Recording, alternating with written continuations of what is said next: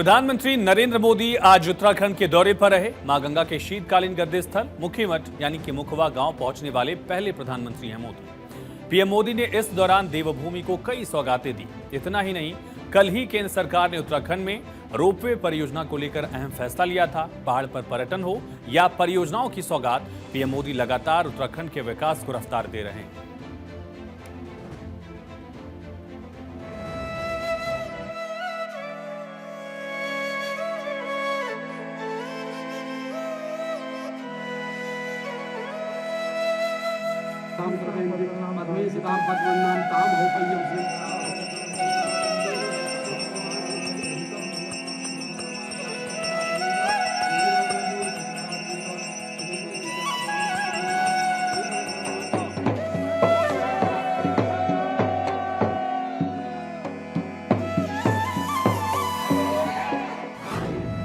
मोदी के धर्म पथ का नया रोपवे, सनातन का नया गेटवे।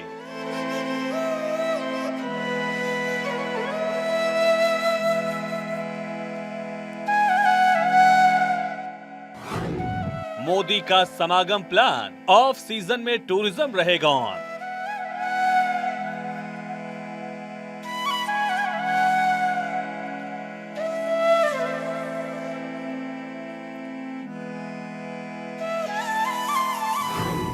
मोदी का हर हर गंगे, देवभूमि को सौगात विशेष।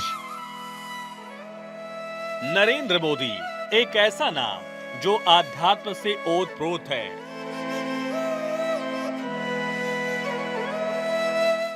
जिसमें आध्यात्म की ऐसी शक्ति है जो हर किसी को मंत्रमुग्ध कर देती है।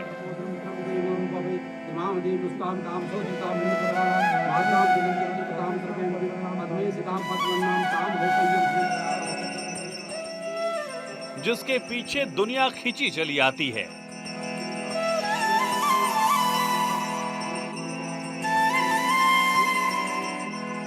प्रधानमंत्री नरेंद्र मोदी के किरदार में भारत की संस्कृति रची बसी हुई है।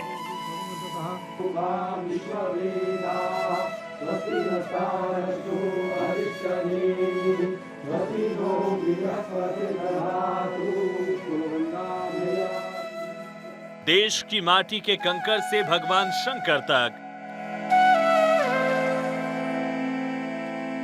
प्रभु श्री राम से केदार धाम तक,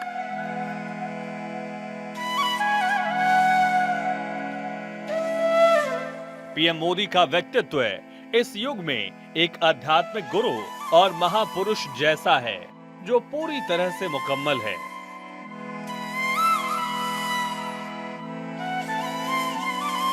प्रधानमंत्री नरेंद्र मोदी सनातन पथ पर चलकर विकास की गंगा बहा रहे हैं।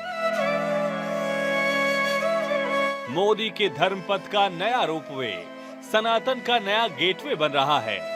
देवभूमि उत्तराखंड के प्रति प्रधानमंत्री नरेंद्र मोदी का अलग ही लगाव है।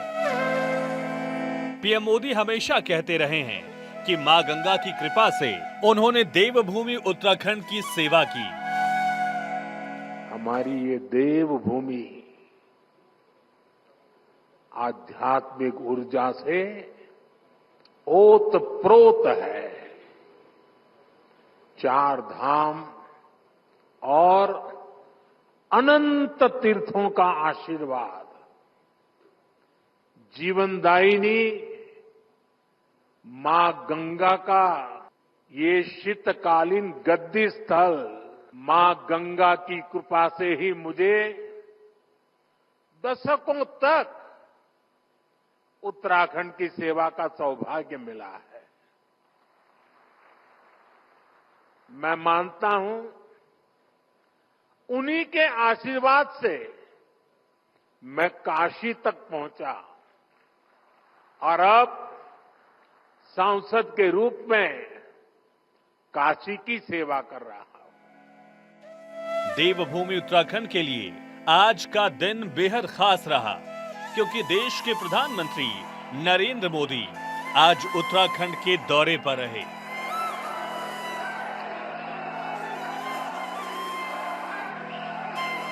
इस दौरान पीएम मोदी ने उत्तराखंड की हर्षिल घाटी में मंदिर के दर्शन के साथ जनता को संबोधित भी किया। उत्तराखंड में पर्यटन को नया आयाम देने वाले पीएम मोदी के इस दौरे से जुड़ी 7 तस्वीरें सबसे पहले देखिए। उत्तराखंड दौरे पर रहे प्रधानमंत्री नरेंद्र मोदी का एयरपोर्ट पर खुद मुख्यमंत्री पुष्कर सिंह धामी ने भव्य स्वागत किया।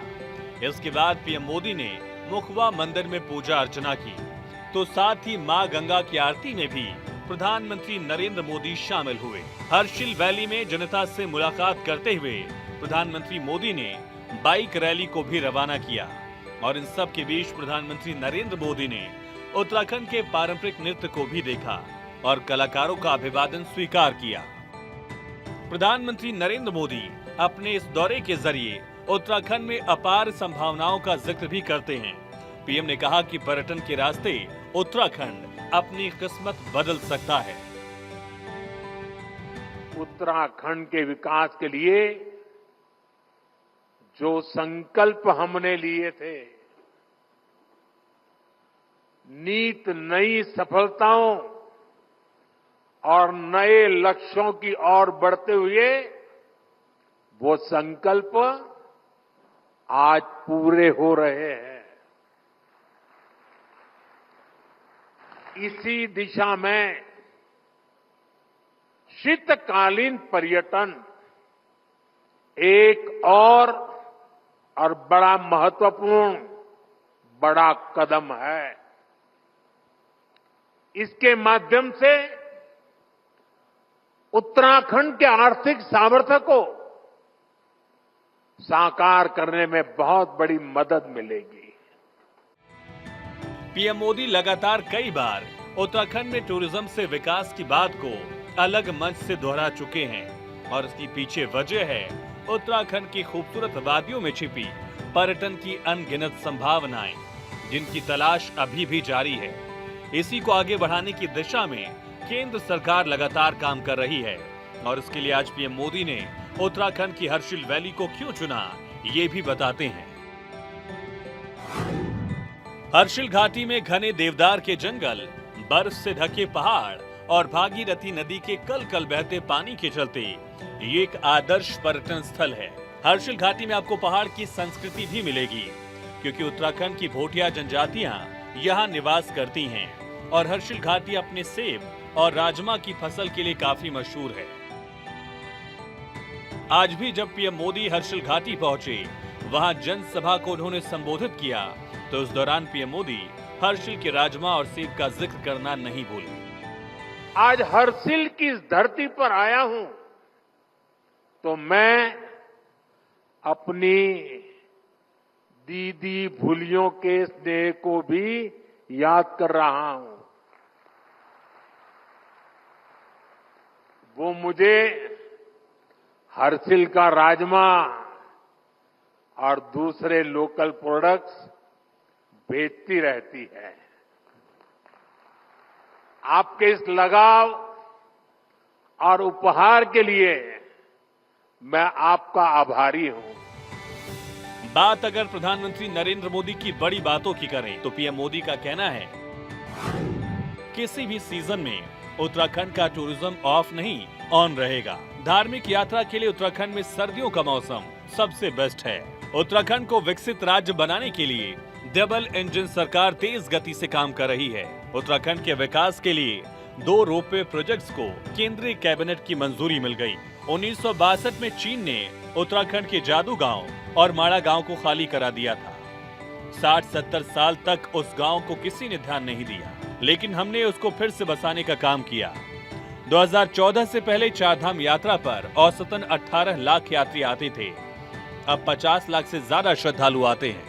पहले सीमावर्ती गांव को आखिरी गांव कहा जाता था, लेकिन हमने प्रथम गांव का दर्जा दिया। जब सर्दियों में देश के बड़े हिस्से में कोहरा होता है, धूप नहीं निकलती, तब पहाड़ों पर धूप का आनंद मिल रहा होता है।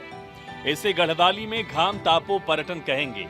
मैं नौजवान साथियों से कहूंगा, विंटर टूरिज्म और डेस्टिनेशन वेडिंग के लिए उत्तराखंड आए। कंटेंट क्रिएटर्स भी देवभूमि उत्तराखंड की सेवा कर सकते हैं। प्रधानमंत्री नरेंद्र मोदी ने उत्तराखंड को कई सौगातें दी। 2 रोपवे प्रोजेक्ट को केंद्रीय कैबिनेट की मंजूरी, सोनप्रयाग से केदारनाथ रोपवे प्रोजेक्ट मंजूर, केदारनाथ से गोविंद घाट रोपवे प्रोजेक्ट मंजूर। रोपवे से 9 घंटे की यात्रा 36 मिनट में पूरी होगी। दरअसल केंद्र सरकार लगातार देश भर में पर्यटन को नई पहचान देने के लिए काम कर रही है। इसमें पर्यटन के क्षेत्र में विकास के लिए उत्तराखंड को भी तेजी से आगे बढ़ाने की कोशिश चल रही है।